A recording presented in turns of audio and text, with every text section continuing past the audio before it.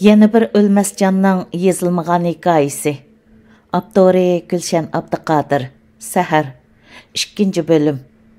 Tarixini va dushmanini bilmagan millat o'ng'ay mag'lub bo'lib yo'qoladi.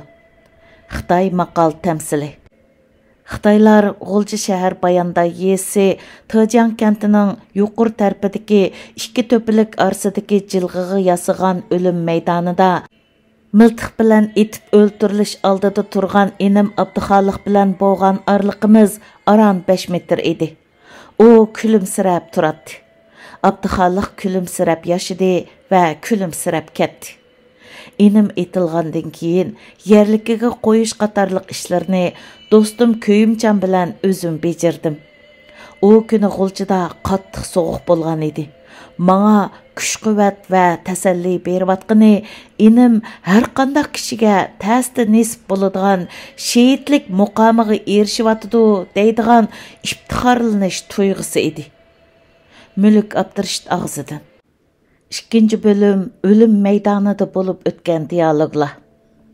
Shundoq 2001-yili 1-oyning 8-kuni yarim kechida Xitoyning Il viloyatlik o'ttir sot mahkamasi ijro bo'limi mutlaq maxfiy holda yepiq sot ichib 5-fevral G'ulji inqilobiga munosabatlik bo'lgan G'ulji shahar Kepak yuz yeziliq 2 nafar Uyg'ur yosh Abduxoliq Abdurashid bilan Jurat Nuriga o'lim jazosi hukm qilib 9-yanvar atdigan soat 11da G'ulji shahar Bayanda yesining Tojang kentidagi bir jilg'ida ijro qildi.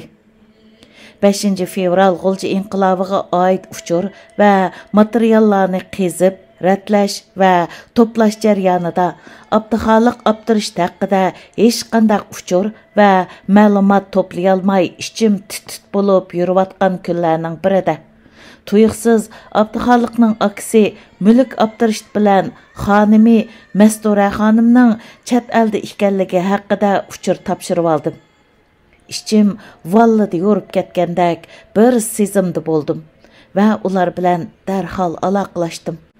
Qo'lingizdagi bu yezilmagan hikoya mana mushu bir jup ayol bilan, ya'ni Abduxoliq Abdurashidning eng yaqin kishilari bilan bir yilga yaqin vaqt ichida elib berilgan suhbat xotirasiga asosan yezib chiqildi.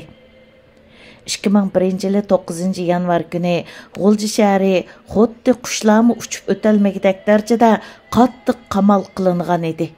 Bir kun burun yaqqan qilin qor G'ulji shaharni oq libosga purkigan edi. Abduxoliqning oila tavobatlarini Abduxoliq bilan eng oxirgi qitim yuz ko'rishish uchun Kepak yuzi yesiga chiqqan heliqi oq jip mashina G'ulji shahar Yangi hayot turmisidagi Abduxoliq bilan uning dadisi Abdurashid Munavvar, onasi Pashaxon Nurdun va akisi mulklarning ko'rishishini tamomlab bo'lgandan keyin bu 3 kishini nurg'unlagan saqchi mashinalarining nazorati ostida G'ulji shaharlik o'ttir sot mahkamasi binosiga elib keldi. Ayollarning o'lim maydoniga berishi cheklanganligi uchun Pashaxon ona bilan Jurat Nurining xonimi bu yerda qoldirilib qo'yildi. Bu dal atdigan soat 9lar bo'lgan mezgil edi. Tuyuqsiz Il viloyatlik sot mahkamasining binosiga mulkning koni tonishi va do'sti bo'lgan Köyümcan chiroyining o'ng so'li bo'lmagan holatda kirib keldi.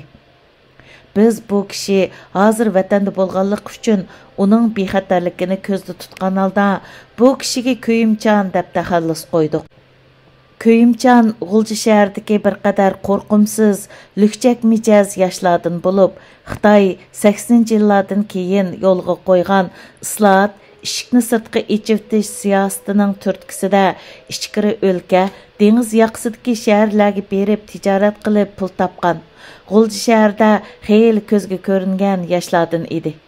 Köyümcan 1990-yillardan keyin G'ulji shaharda mashrab boshlangan chaqlarda Uyg'ur hozirgi zamon milliy uyg'onish harakatining bayroqdori Abduxilil Mijit, Abdumijit Abdurahman, Ro'zi Muhammad Mamtimin, Abdukerim Ahmad qatarlıq G'ulji shahridagi vatan millatning taqdiri haqida o'ylanadigan ilg'or yoshlar bilan tanishib, bu yoshlarning qo'shiniga qo'shilgan va ularni moddiy, ma'naviy jihatdan qo'llab kelgan yoshlarning biri edi. Köyümcanның мүлік аптырыштықы етіп берішчә, 9 yanvar сәхәрді Köyümcan bir түш көріпті.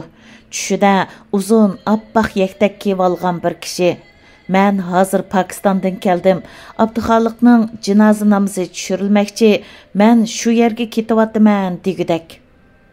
Cho'chib uyg'onib ketgan Köyümcan darhol koni velosipediga minibdi-da, avval yangi hayot turmisiga, ondan il viloyatlik taftish mahkamasiga, ondan il viloyatlik o'ttir sudga qatrab, Abduxaliq haqida ma'lumot olish uchun yo'lga chiqibdi. Taliga u il viloyatlik o'ttir xalq sud mahkamasida Abduxaliqning dadasi Abdurishid Munavvar, aksi Mulk Abdurishid va Juratning dadasi Nuri apandilar bilan uchrashib qapti. Shu sababdan Köyümcan heliqi oq jip mashinaning ichiga qistirilib, Abduxaliq bilan Jurat Nuri uchun hozirlangan o'lim maydoniga ularning oila tavobatlari bilan birlikda chiqib qapti. Abduxaliq bilan Jurat Nuriga o'lim jazosi ijro qilinib bo'lgandan keyin Juratning dadasi Nuri apandi: "Qaranglar xaloyiq, ular o'g'limni itivatidi" degancha o'z kontrolligini yo'qotgan holatda uyan-buyonga piqrabli qolgan bo'lib, o'g'li Juratni yerligiga qo'yg'idak majolimi qolmagan edi. O'lim maydonidagi Abduxaliq bilan Juratning oilasi va Köyümcan intayin qattiq nazorat ostida edi. Tish tirnog'igacha qurollangan Xitoy askarlari miltiq pulemontlari bilan hayva qilib turardi.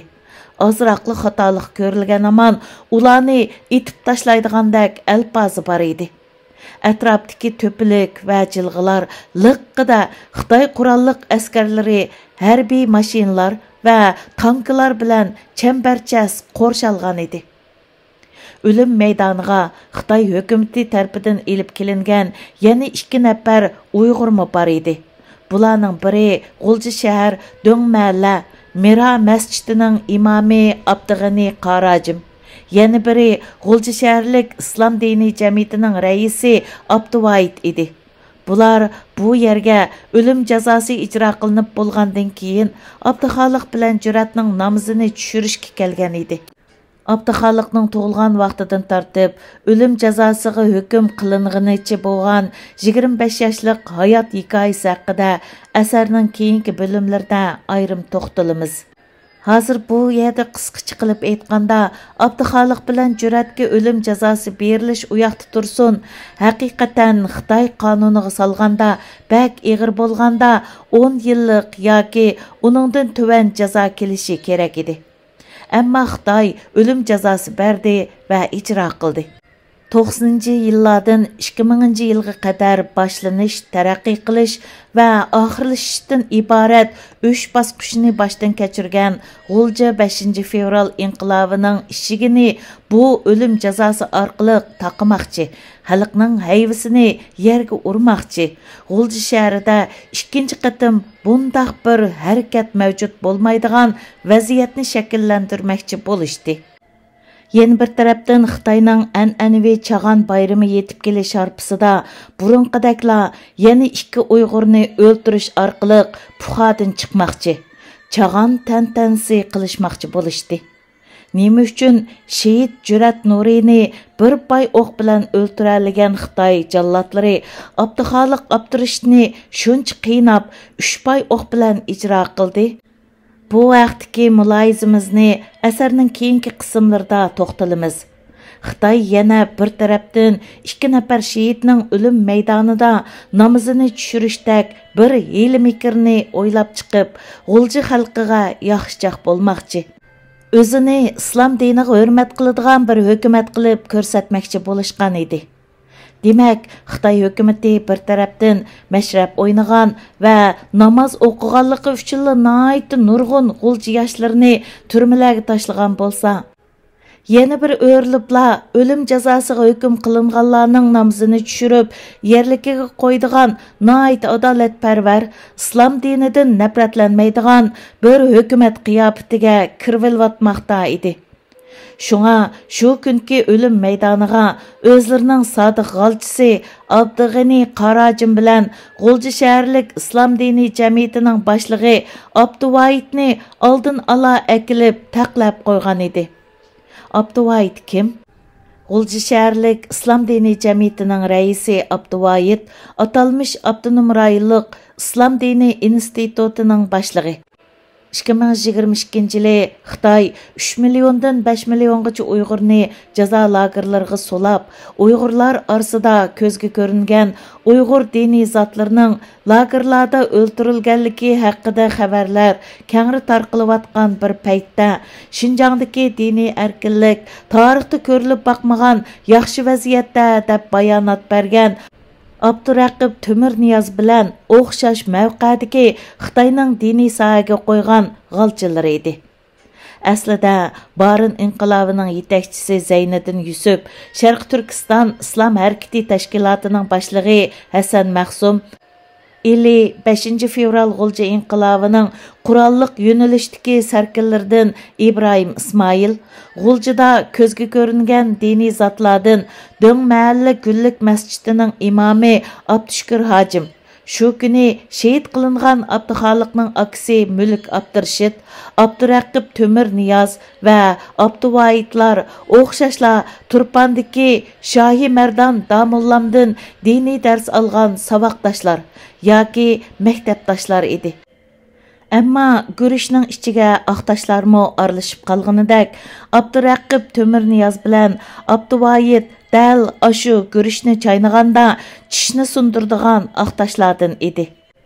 Shundoq, ayni tilda so'zlashganlar emas, balki ayni niyat va maqsadni ko'ngliga pukkanlar do'st bo'la oladi va bir millat bo'la oladi.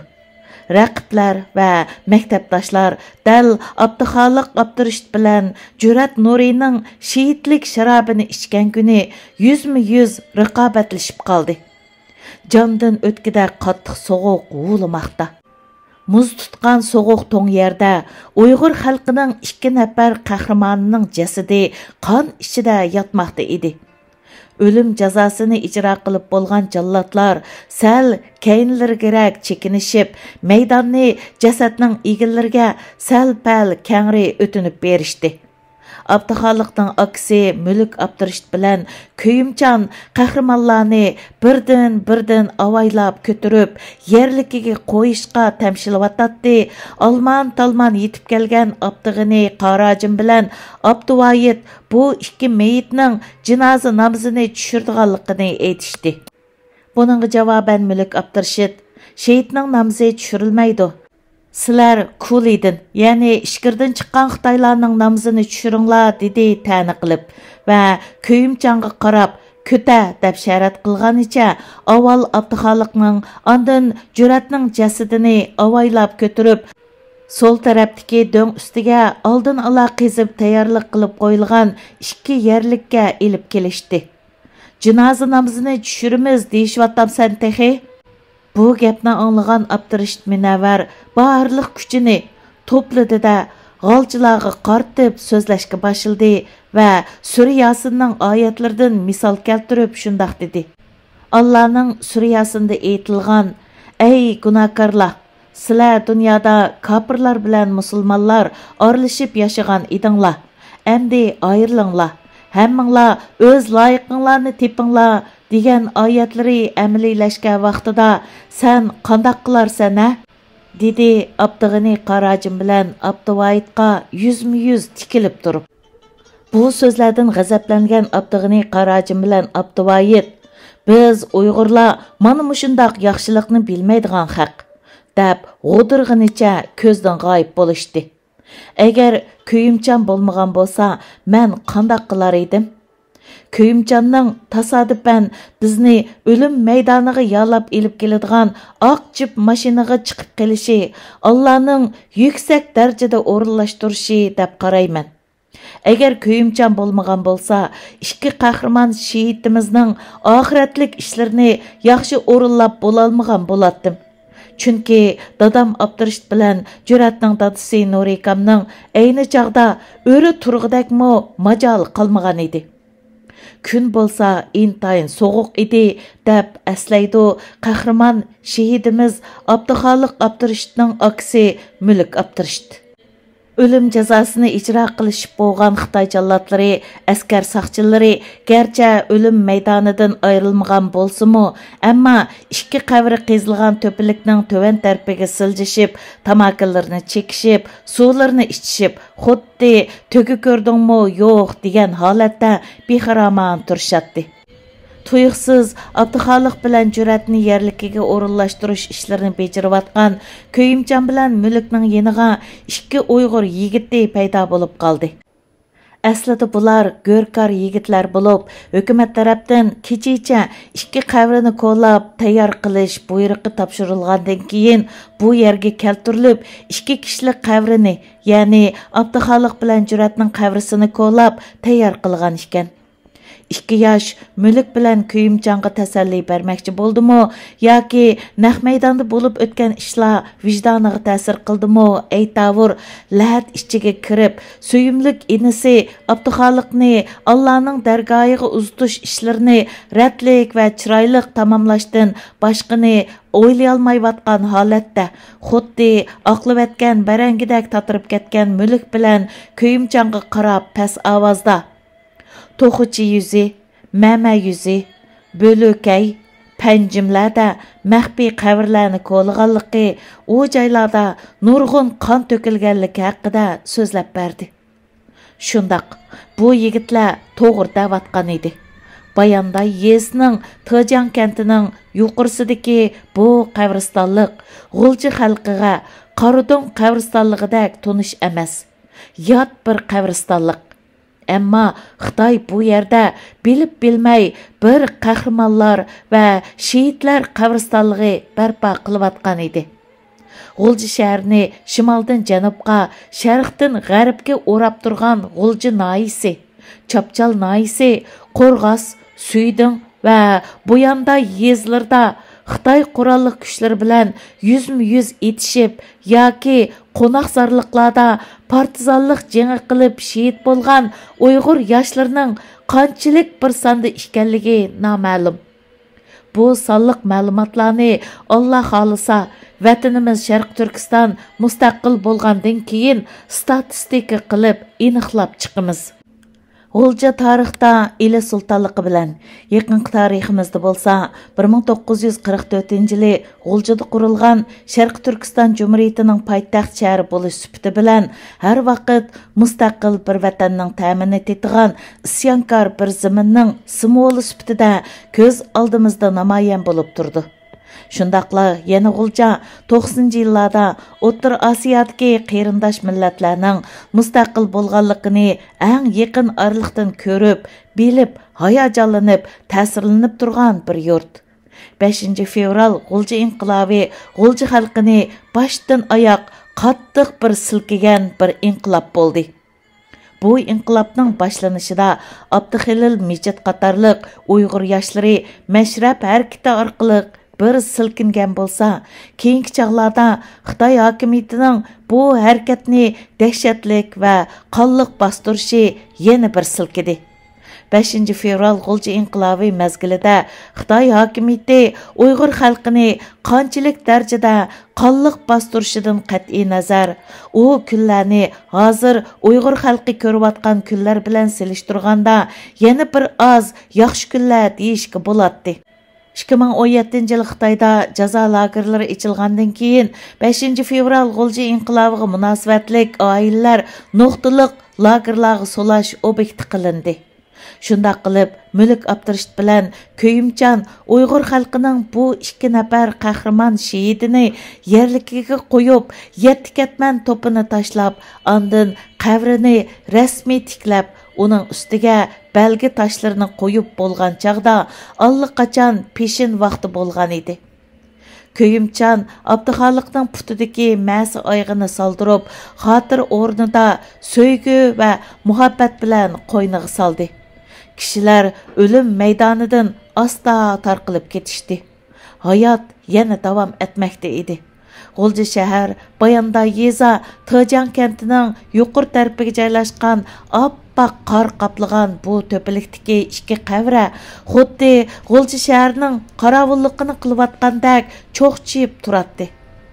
G'ulji shahar Bayanda yeza Tijang kenti o'z navbatida yana G'ulji 5 fevral mashrab harakatining yetakchisi, 5 fevral G'ulji demokratik namoyishining yo'lboshchisi Sarka Abduxalilning tug'ilgan joyi edi. Oradan 3 kun o'tgandan keyingi bir tushdan keyin Abduxaliqning akasi Mulk bu qo'shma qabristonlikda paydo bo'ldi. Aslida Abduxaliqning qabrisi 6 yillik kesilgan edi. Bu deganlik 6 yilgacha hech kim bu qabristonlikka kelib xatmi Qur'on qilmaslik va qabriga yaqinlashmaslik degandan iborat bo'lib, 5 fevral G'ulji inqilobi mezgilida Xitoy o'lim jazosi bergan har qanday bir Uyg'ur yoshning qabrisini Xitoy askarlari uzun yillargacha nazorat ostiga ilib qo'g'digan. Bu xil harakatni G'ulji xalqi yaplaq tilda qabrini kesish deb atab olgan edi. Ana zamin, ana tuproq berdigan bir xil mag'rurlanish tuyg'usi. Men bu zaminning haqliq egisiman deydigan bir xil ifodalash tas bo'lgan qo'rqmas jasuronlik ruhi oldida harbiy kuchlar qarg'i kelmas. Mulk Abdurshid qabrning yeniga kelib, xatmi Qur'on qilsa, xatarlik bir oqibatga duchor bo'lganligini bilib tursimi, ammo ona yurt va ona zamin bergan ashu jasorat bilan inisi Abduxaliq bilan o'zining oldida o'ynab cho'ng bo'lgan Juratning qabrisini yo'qlab kelgan edi. U avval atrofni inchki kuzatdi. Qabrni qo'g'daydigan harbiylar to'pilikning yana bir tarafida harbiy mashq qilayotgan edi. U naytim aplik bir vaqtni tanlab, asta 9 yanvar kuni elib berilgan o'lim maydoniga yaqinlashdi. Yerda Abduxaliqni chambarchas bog'lagan go'sh ranglik og'amchining pertival bilan kesib tashlangan ushshaq qiyindillari, 4 dona piston va bir qancha oq palay yerda sho'p etib turadi. U bu narsalarni terib bir plastik xaltaga soldi va Xitoy tajovuzchi hokimiyatining jinoiy paketi sifatida uzun yillargacha toki chet elga chiqib ketkichi bo'lgan oraliqda saqladi. Davomi bor.